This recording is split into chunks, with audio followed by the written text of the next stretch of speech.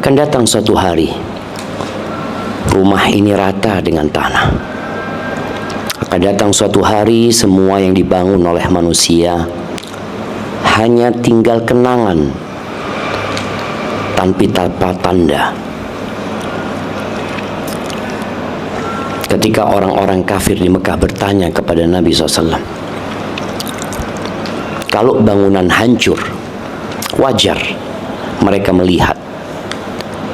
Tapi bagaimana dengan gunung-gunung? Kalau kita ke Mekah, kita melihat Mekah penuh dengan gunung-gunung. Dan di negeri kita pun banyak gunung-gunung. Dan tempat yang kita sedang berada di dalamnya, ini tempat yang agak tinggi dibandingkan tadi masjid kita yang sholat subuh di sana. Mereka bertanya, wa yas'alunaka 'anil jibal. Bagaimana ceritanya gunung-gunung itu? Faqul yansifuha rabbi nasfa. Katakan kepada mereka, Tuhanku akan menghancurkannya sehancur-hancurnya. Fayadharuha qa'an safsafa, la tara fiha 'iwajan wala amta. Allah akan jadikan bumi ini rata gitu loh. Sekarang bumi ini nggak rata. Ada dataran tinggi, ada dataran rendah. Ada gunung dan ada lembah. Tapi kelak semuanya akan rata sama tanah. Maka hendaklah kita senantiasa ingat kepada Allah Azza wa Jal, bahwa kita miliknya dan kita akan kembali kepada Allah. Wa bihi nasta'in ala umurid dunya waddin. Dan kepada Allah kita meminta pertolongan dalam urusan-urusan dunia kita dan urusan agama kita. Kita sibuk jemaah dari pagi sampai malam.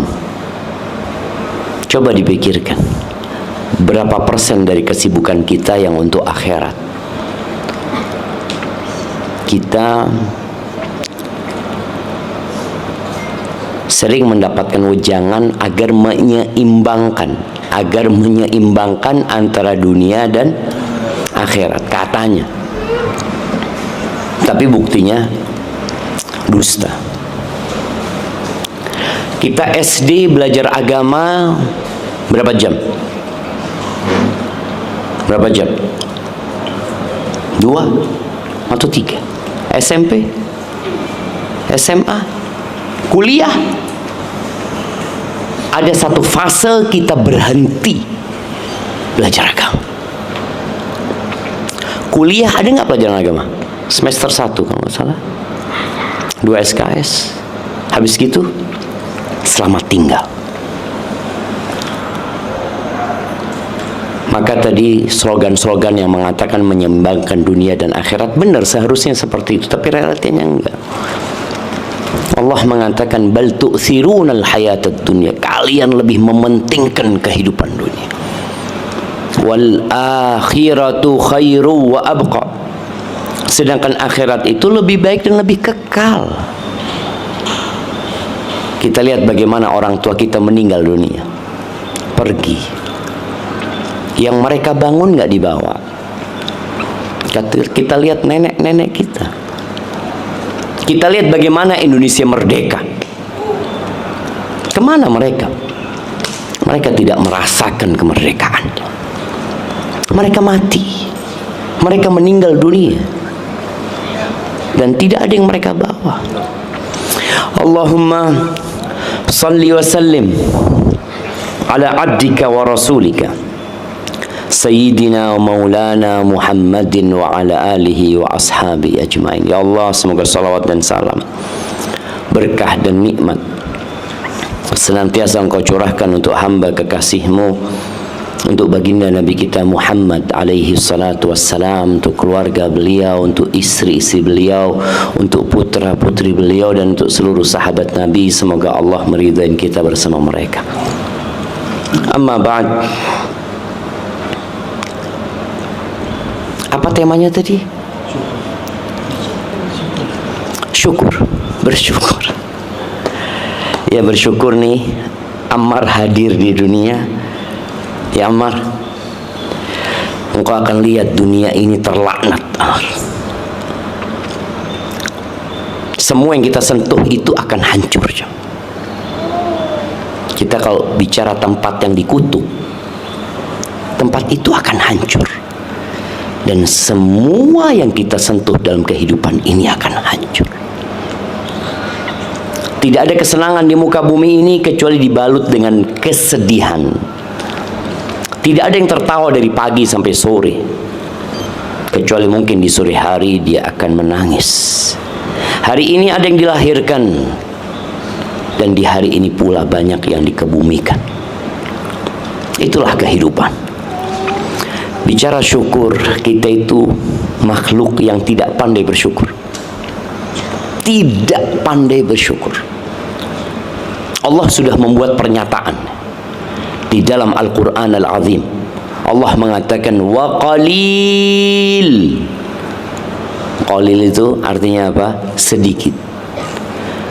Wa qalilun min ibadiyas syakur. Sedikit dari hambaku yang pandai bersyukur. Yang ada dia terus ingin lebih. Dia ingin lebih, dia ingin lebih lagi. Jamaah rahimakumullah, sebuah surat pendek yang insyaallah semuanya menghafalnya kalau mau. Surat itu surat At-Takatsur, yang kalau kita baca terjemahannya artinya apa? Bermegah-megahan, berbanyak-banyakan. Allah Azza wa Jalla mengatakan alhaakumut takatsur. Kalian itu dibuat lalai dengan bermegah-megahan, dengan banyak-banyakan harta, padahal nggak dibawa mati. Sampai Nabi alaihissalatu wasallam mengatakan yaqulu ibnu Adam, anaknya Adam ini, manusia ini berkata, mali, mali, mali, hartaku, hartaku, kata dia. Itu rumah milikku, itu usahaku, itu mobilku, itu tanahku. Dia nggak sadar bahwa dia nggak punya apa-apa, tapi merasa milikku, karena memang di dunia ini ada hak milik. Kalau rumah sertifikat SHM, kalau kendaraan BPKB. Yang antum bawa waktu naik kendaraan apa? STNK. Yang dibutuhkan oleh manusia apa sebenarnya? STNK. Untuk jalan aja gitu loh. Ada orang bawa BPKB di mobilnya? Nggak ada. Dia mau tunjukin sama orang ini mobilku, nggak ada. Dia pakai, orang lihat, ya sudah milik dia seperti itu. Tapi ada dalam hati itu suka memiliki, padahal tidak memiliki apa-apa. Makanya ketika Nabi alaihissalatu menjelaskan yaqulu ibnu Adam mali mali, anaknya Adam mengatakan hartaku, milikku, milikku, walaysa laka min malik. Nabi menegaskan, dan tidaklah yang menjadi milikmu kecuali tiga. Ma akalta fa'afnit. Siapa yang udah makan jagung? Tuh, ana makan jagung tadi. Yang engkau makan kemudian dia akan musnah. Itu milikmu. Walaupun kita tahu jagung ini nggak ada SHM-nya, nggak ada. Tapi tadi kita makan, itu jadi milik kita jemaah. Itu yang pertama. Yang kedua, malabistahu fa'ablik. Yang engkau kenakan, baju yang kau pakai sampai usang. Ada orang pakai baju sampai rusak, sampai nggak bisa dipakai. Itu milikmu, itu hartamu. Yang ketiga, wa ma tasaddaqta fa'amdai. Yang engkau keluarkan untuk sedekah, kemudian engkau simpan, itu milikmu. Sisanya fatarikuhu linnas, sisanya milik orang. Milik orang. Kita lihat sebagian kita akan pergi meninggalkan dunia dan dia baru tahu ternyata aku nggak punya apa-apa. Bahkan kita lihat ya bagaimana anak yang sayang sama orang tuanya, ketika orang tuanya mati itu jamnya dibuka jam. Kalau dia seorang wanita, Anda melihat ketika ibu Anda meninggal dunia, rahimahullah ta'ala, kita harus buka antingnya. Kita buka gelang yang dia pakai, kita harus buka. Bener, dia nggak punya apa-apa jemaah. Tapi ambisi kepada dunia membuat kita lupa dengan harta kita. Sampai Nabi SAW pernah bertanya kepada para sahabatnya, siapa yang harta orang lain lebih dia cintai daripada harta dia?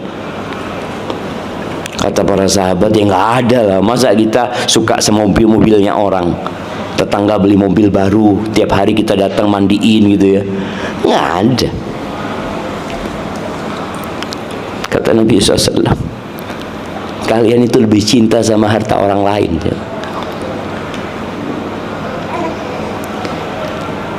Harta yang kita kumpulkan ya di rekening punya siapa? Punya siapa? Punya orang lain. Kita ini hanya ngumpulin. Dan terbukti kita merasakan harta orang lain. Yang orang tuanya meninggal merasakan. Oh, ternyata bukan hartanya bapak, hartanya aku tadi.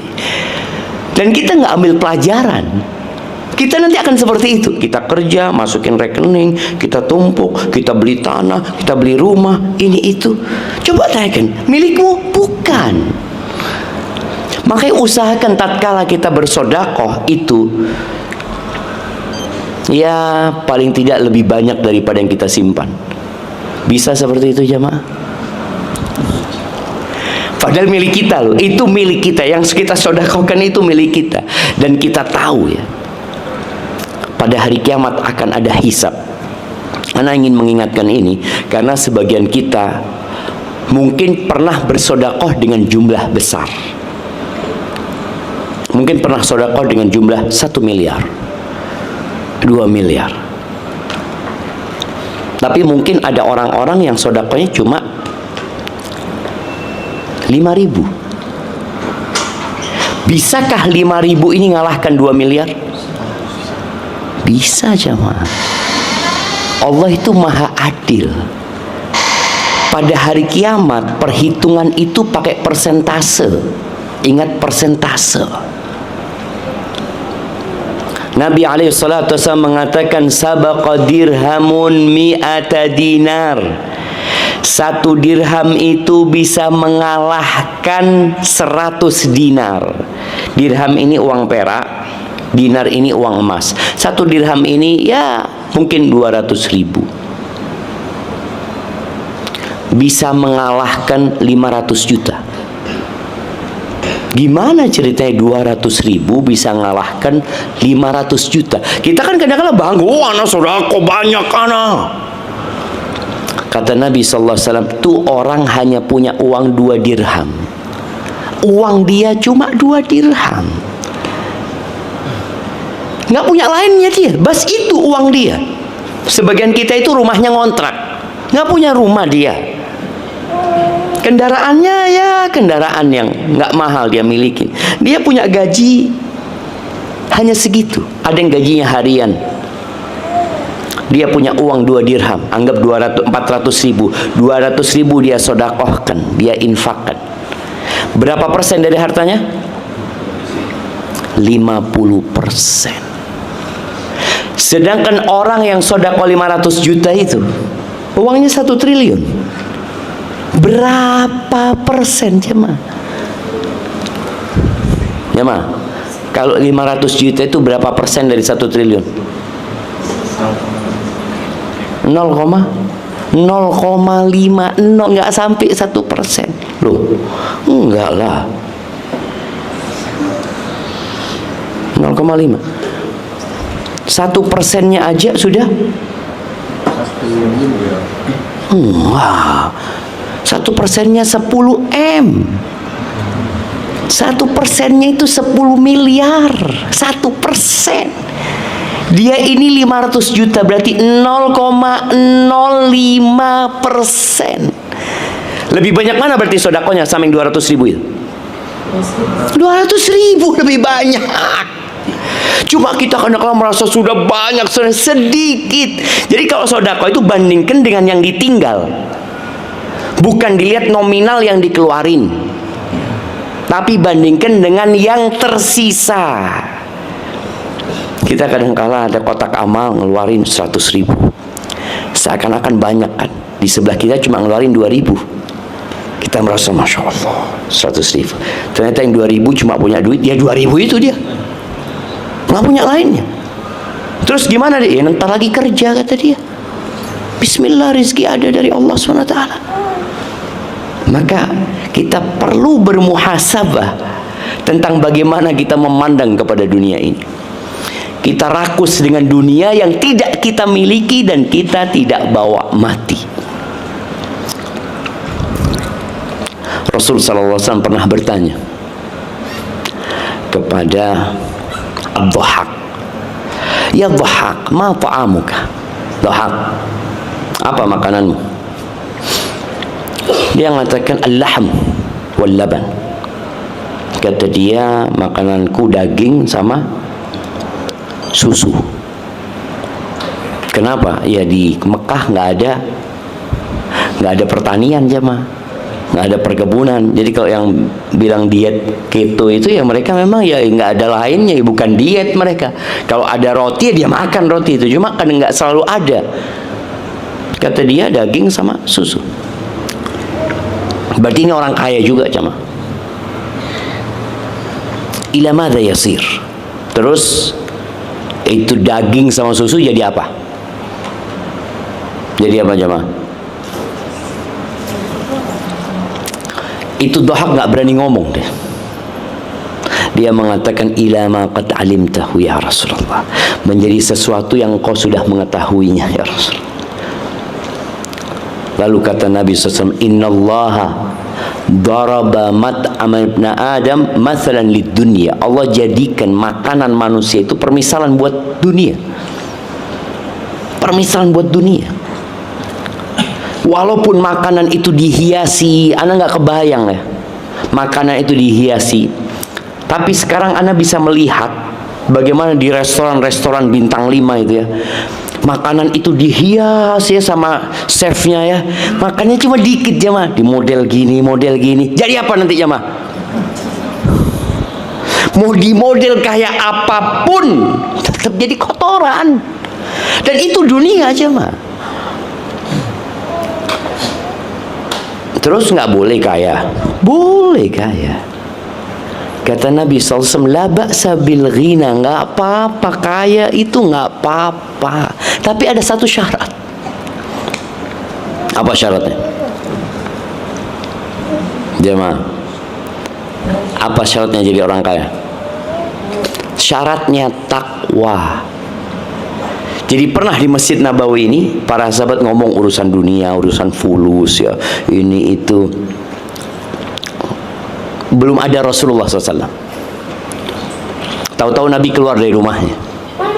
Mereka bertanya, ya Rasulullah, kita ini ngomong urusan kekayaan ini, kata dia. Kata Nabi SAW, la ba'sa bil ghina, nggak apa-apa kaya itu, limanittaqo, asalkan orang itu bertakwa.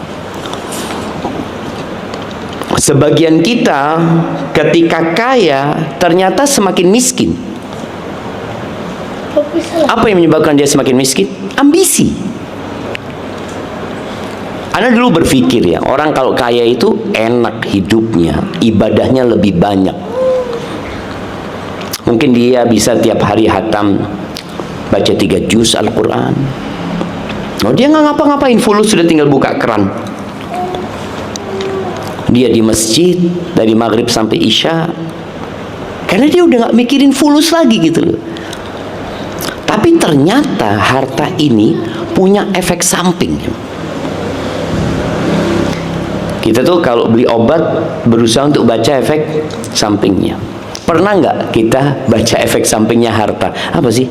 Kalau aku punya fulus ini, kira-kira seperti apa bahayanya buat aku? Ternyata orang yang kaya itu merasa nggak butuh.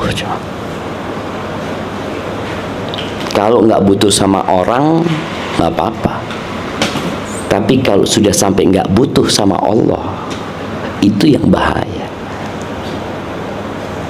Doanya nggak lagi panjang, Orang kalau nggak punya itu doanya panjang, karena dia nggak tahu besok makan apa.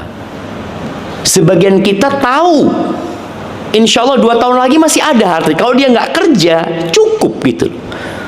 Atau 10 tahun, cukup. Sehingga dia jadi memohonnya kepada Allah. Jadi ini efek-efek samping ya. Artinya kita bisa hindarin hal itu. Makanya kata Allah Azza wa Jalla, innal insana la yatgha. Sesungguhnya manusia itu benar-benar melampaui batas. Kapan? Ketika dia merasa nggak butuh. Dan itu yang dikhawatirkan buat orang-orang yang punya harta lebih.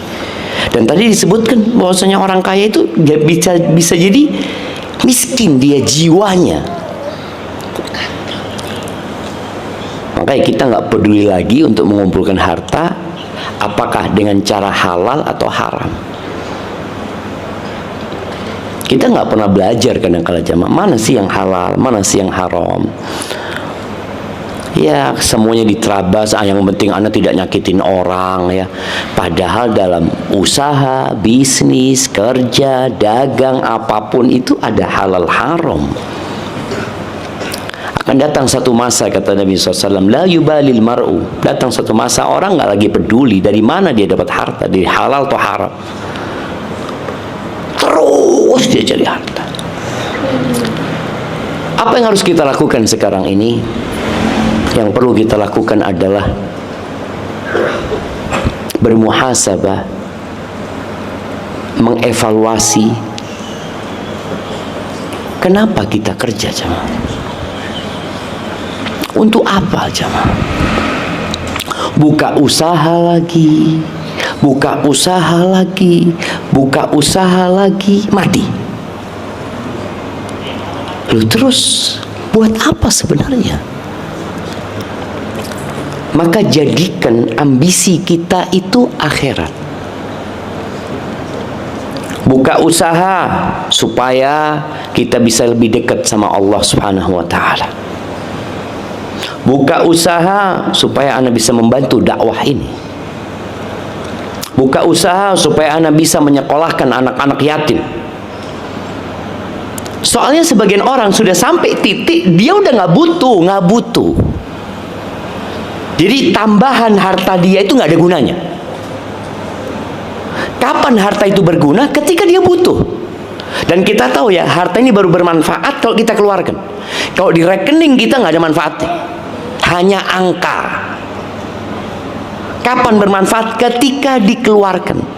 Nah, sebagian kita sampai titik udah nggak ada tambahannya, ini udah nggak ada gunanya. Tambah 0 pun nggak ada. Cuma nggak ada. Aku nggak mau beli apa lagi. Kalau dia butuh rumah, dia beli rumah udah punya. Oh dia butuh umpamanya beli mobil, udah ada mobil. Dia butuh, nggak ada. Jadi sampai fase tambahan 0 itu nggak ada gunanya sama sekali. Manfaatnya cuma apa? Cuma lihat di rekening. Oh masya Allah tambah 0-nya. Besok oh masya Allah tambah 0-nya. Tapi manfaat udah nggak ada. Maka jangan sampai seperti itu. Niatkan buat akhirat. 0 itu akan terus bermanfaat. Alhamdulillah, anak mau bangun masjid lagi, dapat solusi. Anak ingat ya cerita jemaah haji. Waktu itu anak kerja jadi koresponden sebuah radio ya. Anak tanya ke satu jemaah, udah tua dia, bapak udah berapa kali haji? Anak tanya. Kalau lihat penampilannya, ya Allah kayak orang nggak punya. Alhamdulillah, saya sudah 3 kali Pak Ustadz, katanya. Loh, gimana ceritanya, kata dia. Iya, waktu pertama saya haji Ustadz sama istri, kata dia. Saya ngomong sama istri, nanti kalau kita punya rezeki lagi, kita nggak usah haji ya, kata dia. Kita bangun masjid. Kata istrinya, iya mas, orang Jawa dia. Subhanallah Ustaz, kami pulang dikasih rezeki sama Allah. Itu tambahan 0 itu terus tambah. Akhirnya kita bangun masjid Ustaz. Alhamdulillah. Selesai bangun masjid Ustaz, tambah lagi rezekinya Ustaz. Akhirnya kita berangkat haji lagi, daftar haji lagi. Karena udah ngomong bangun masjid, tapi dikasih rezeki, berangkatlah haji. Ketika kita haji, kita ngomong sama istri, nanti kalau kita punya rezeki gak usah haji ya, kata dia. Terus ya sudah, kita aspal jalan di kampung. Orang kampung dia. Alhamdulillah Ustaz, kami pulang punya rezeki, nol itu bertambah ya. Kami aspal jalan kampung itu Ustaz, dikasih rezeki lagi sama Allah SWT. Akhirnya berangkat yang ketiga ini Ustaz. Mampukah kita seperti itu? Jadi nol itu tetap ada gunanya buat kita, bukan berhenti. Nol itu berhenti, gak keluar dari rekening kita, berarti gak ada manfaatnya. Kata Nabi alaihissalatu wassalam, man kanatid dunya hammahu, barang siapa yang dunia jadi ambisinya, ja'alallahu faqrahu baina ainai, Allah akan jadikan kefakiran di antara kedua matanya. Jadi kemana-mana takut miskin dia, padahal banyak hartanya. Ada kekhawatiran, takut bangkrut, takut gagal, banyak. Makanya kenapa di masa sekarang ini ada asuransi? Sejak kapan ada asuransi, jam? Sejak manusia ambisi dunianya sudah nggak ketulungan. Pernah lihat becak diasuransikan? Apa yang diasuransikan? Mobil mewah.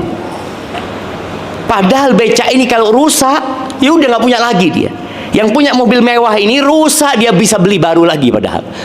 Tapi kenapa dia harus asuransi? Takut, jemaah. Takut. Ini yang namanya azab nafsi, azab jiwa, jemaah. Allah jadikan kefakiran di antara kedua matanya. Mau tidur mikirin dunia, bangun tidur mikirin dunia. Wasyattata alaihi syamla, urusannya dicerai-beraikan, ruwet. Yang seharusnya dia sudah istirahat, enggak, tetap capek dia, jemaah. Yang ketiga, walam yatihi minad dunya illa ma qaddara lahu, dunia tidak akan datang kecuali yang sudah ditakar buat dia. Tadi yang kita bicarakan, yang dimakan, yang dipakai, yang disedekahkan, bas itu aja yang datang. Cuma ambisi ini yang membuat dia lelah sebenarnya, cuma. Tapi barang siapa yang akhirat ambisinya, ja'alallahu ghinahu fi qalbi, Allah jadikan hatinya kaya, jemaah. Kaya. Ya, ini ikut tingkatan iman ya. Antum lihat Abu Bakar bisa sedekah dengan semua hartanya. Semuanya, jemaah. Umar bisa sedekah dengan setengah hartanya. Setengah. Ya, ikut keimanan. Orang yang akhirat ambisinya, Allah jadikan kaya hatinya.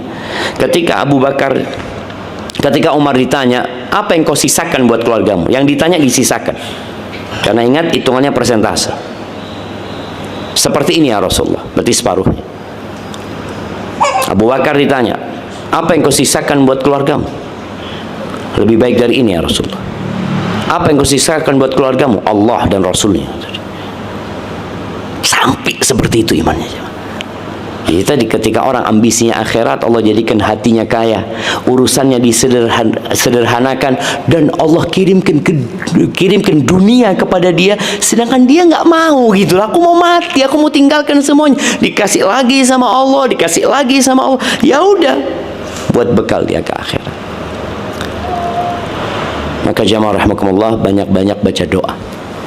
Ada doa yang sering Nabi baca bersama sahabatnya, artinya dibacakan untuk sahabatnya. Agak panjang doa itu. Di antara permintaan Nabi SAW, wala taj'alid dunya akbar hammina, jangan jadikan dunia itu ambisi kami yang paling besar. Jangan. Wala mablagha ilmina, jangan sampai jadi tujuan ilmu kami. Ilmu kami cuma belajar buat dunia, belajar buat dunia, belajar buat akhirat kita, jemaah. Itu yang bisa Anda sampaikan, kurang lebihnya mohon maaf. Kalau ada pertanyaan, dipersilahkan.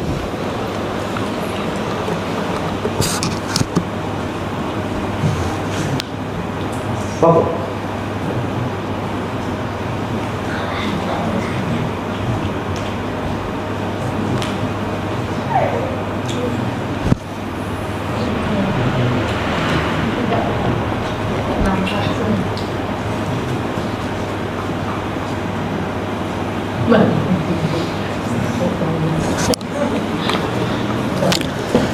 Nah, silahkan. Dari YouTube, kajiannya di rumahnya Ammar ya? Bukan rumahnya Ammar. Assalamualaikum Ustaz, mau nanya. Siap. Nggak ada mic-nya di situ. Mana mic-nya?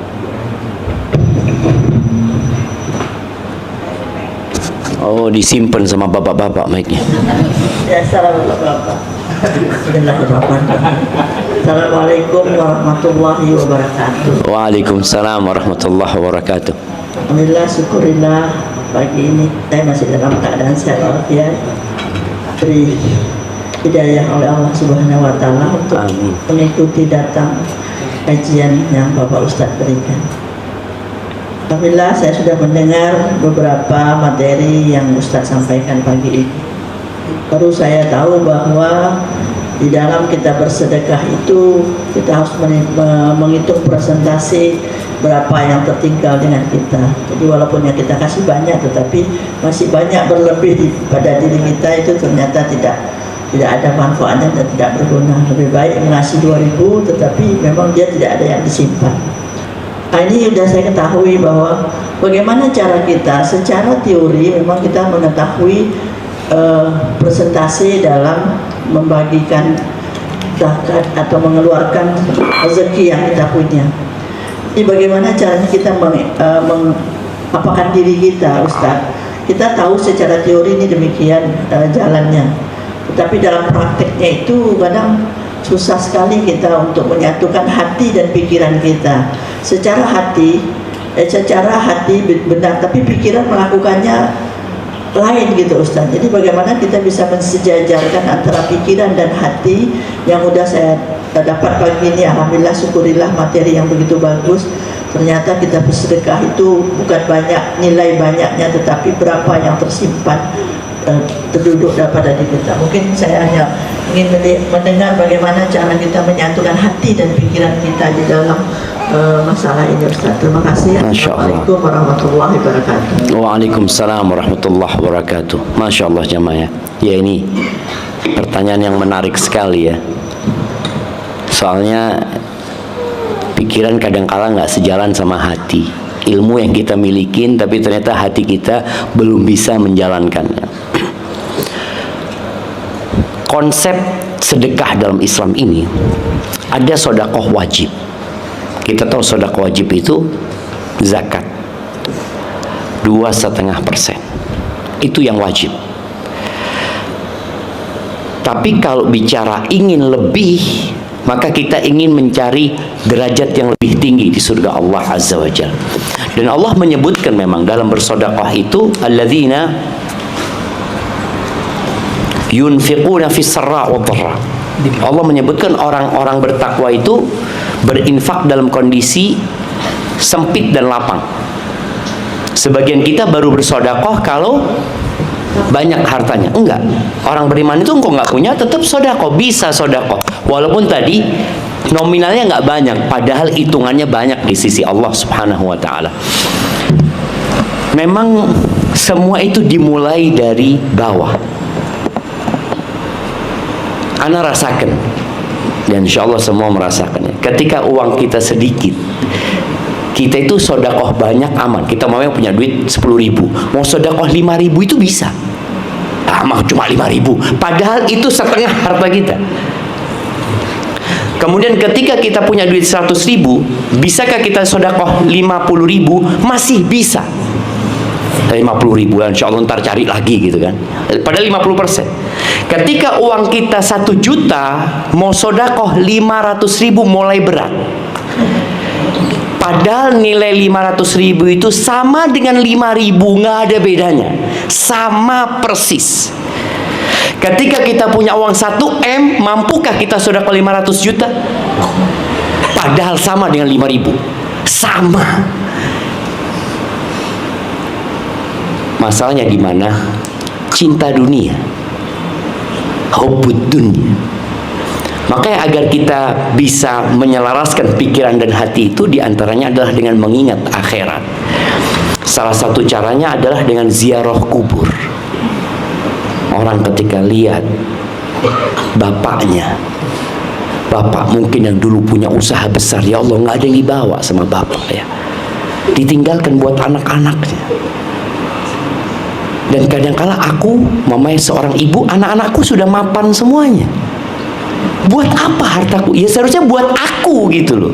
Buat aku, anakku sudah Masya Allah semuanya. Maka bagaimana dia menyelaraskan pikiran dan hati ini? Tadi salah satunya dengan memperbanyak mengingat kematian, ya, kemudian mengingat akhirat. Cuma memang para ulama ketika berbincang, bolehkah orang sedekah dengan semua hartanya? Seperti Abu Bakar, ya kalau imanmu seperti Abu Bakar, tafadhol. Jangan pulang nanti mengeluh uangnya habis gitu. Kalau nggak mampu seperti imannya Umar, ya separuhnya. Umar kan hanya separuhnya yang dia berikan.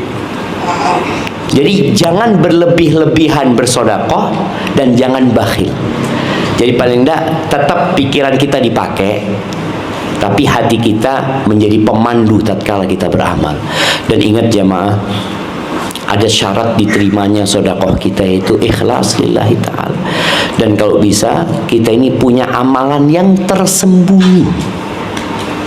Sedekah suami nggak tahu, sedekah anak nggak tahu, suami juga sedekah istri nggak tahu. Istri sedekah suami nggak tahu, nggak apa-apa, yang penting jangan pakai duitnya suami.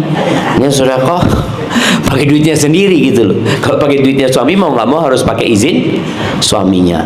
Kemudian tadi berdoa agar kita dikuatkan keyakinan kita dengan akhirat, dan kita memandang kepada dunia ini benar-benar hina.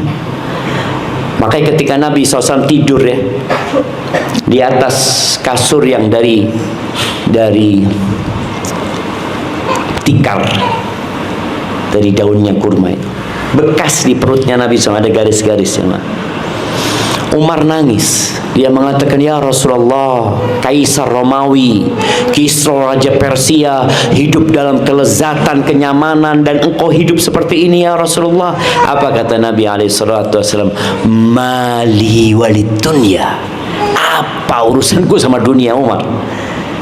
Innama masali wa masalud dunya karakibin. Aku ini hidup di dunia ini seperti seorang pengendara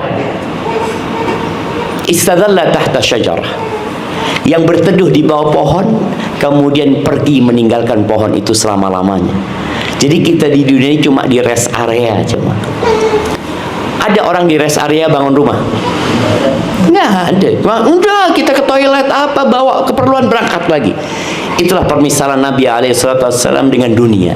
Udah, aku mau pergi, dan betul Nabi sudah pergi SAW, dan kita pun akan pergi.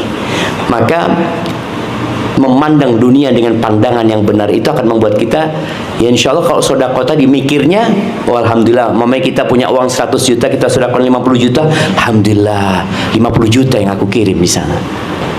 Hadza wallahu a'lam bissawab. Ya, silahkan kalau ada yang lainnya.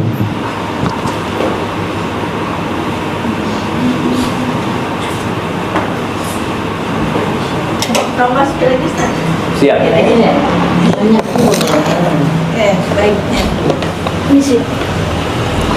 Terima kasih. Terima kasih Pak Ustadz. Jadi setelah saya mendengar dari penyampaian yang Ustadz sampaikan, berarti kalau kita mengetahui bahwa hidup kita ini di dunia ini hanya sementara, akhirat yang nyata dan lebih di sana, berarti kita tak perlulah kaya-kaya ya Ustadz di dunia ini gitu. Tapi kadang yang namanya kita manusia ini kan kebutuhannya kan, keinginan boleh katakan ada, karena kita bukan malaikat kan Ustaz, kita manusia biasa. Jadi kalau udah tengok kajian ini kan berarti kita tidak perlulah kaya-kaya banyak duit, yang penting hati kita untuk mempersiapkan akhirat itu. Tapi bagaimana ya cara kita menanam hati kita itu supaya bisa mengarah ke sana itu Ustaz. Itu saja. Assalamualaikum warahmatullahi wabarakatuh. Waalaikumsalam warahmatullahi wabarakatuh. Oh Masya Allah, Masya Allah. Mana Bang Riko? Izin Ustaz harinya dan Masya Allah, barakallahu fikum ya. Salam buat beliau. Iya, kalau bicara nggak perlu kaya-kaya, perlu kaya. Perlu kaya.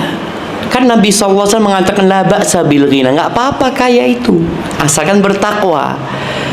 Tadi kalau orang muslim itu kaya, uangnya 1 juta, dia sedekah 500.000, Masya Allah manfaatnya kan banyak, sisanya 500.000.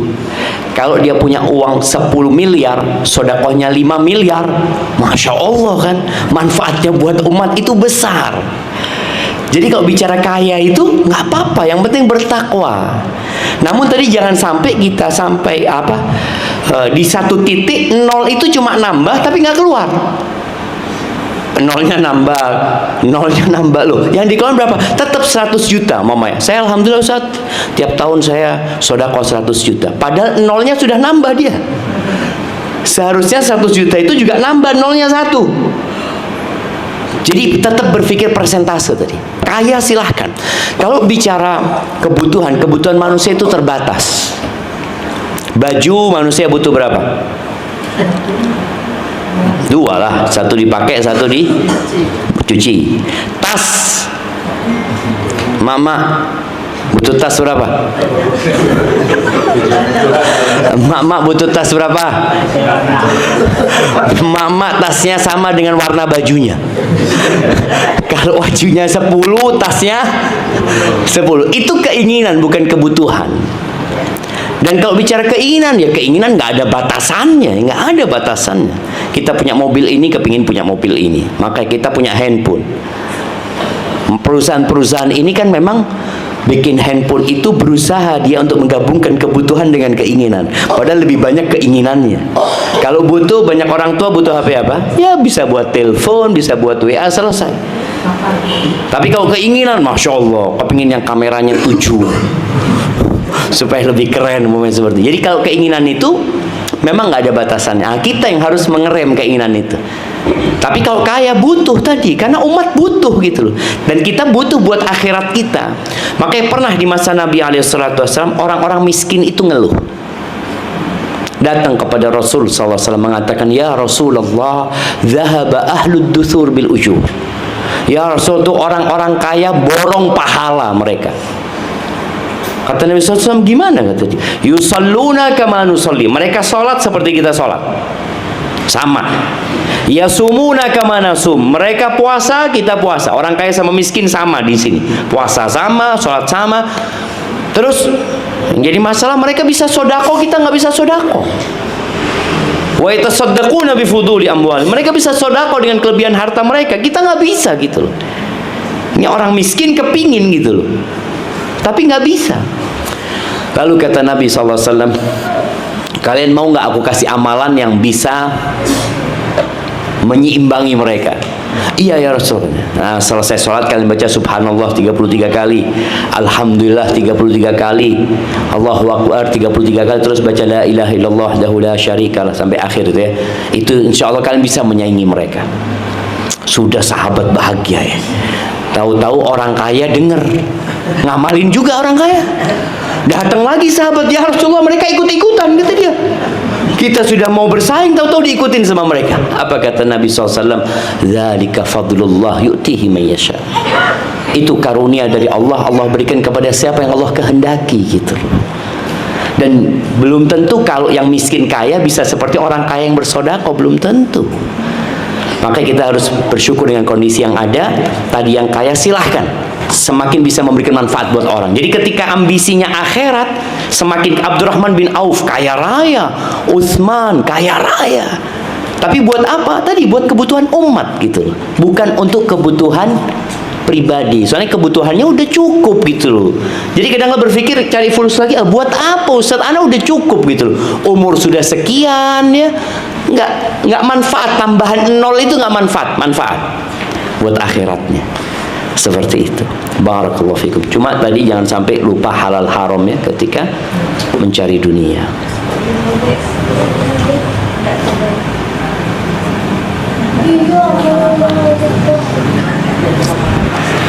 Nah, kita rasa cukup jamaah. Ana akan berdoa seperti doa yang Nabi SAW bacakan buat para sahabatnya ya.